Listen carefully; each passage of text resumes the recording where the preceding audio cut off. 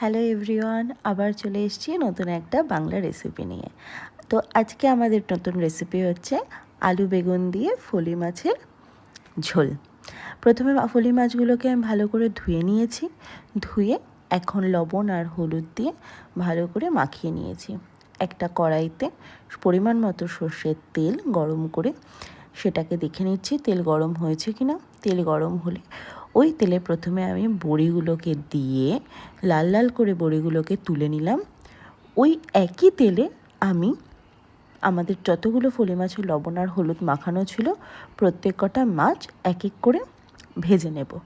প্রত্যেক কটা মাছ লালচে করে এপিট ওপিট করে সুন্দর করে ভেজে একটা পাত্রে সাইড করে তুলে রেখে দেব।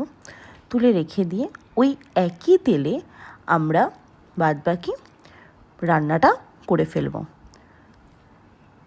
ওই একই তেলে এবার প্রথমে ফোড়ন দিলাম জিরা, সাদা জিরা, কাঁচা লঙ্কা ফোড়ন দিয়ে আলুগুলো দিয়ে দিয়েছি। আলু একটু ভাজা হলে সমস্ত মশলা লঙ্কার গুঁড়ো, হলুদ গুঁড়ো, জিরে গুঁড়ো, ধনে গুঁড়ো এবং স্বাদ মতো লবণটা যে যার নিজের স্বাদ অনুযায়ী দেবে। দিয়ে মশলাগুলো আলুর সাথে ভালোভাবে মিশিয়ে ভাজা ভাজা করে নিলাম। এরকম অবস্থায় আমি কেটে রাখা বেগুন ও কাঁচা লঙ্কা দিয়ে ভালো করে কষিয়ে নিয়ে মশলা যাতে পুড়ে না যায় তার জন্য জল এবং স্বাদ মতো লবণ অ্যাড করলাম। যখন ঝোলটা ফুটে উঠবে তার মধ্যে আমি ভেজে রাখা মাছগুলো দিয়ে দেব।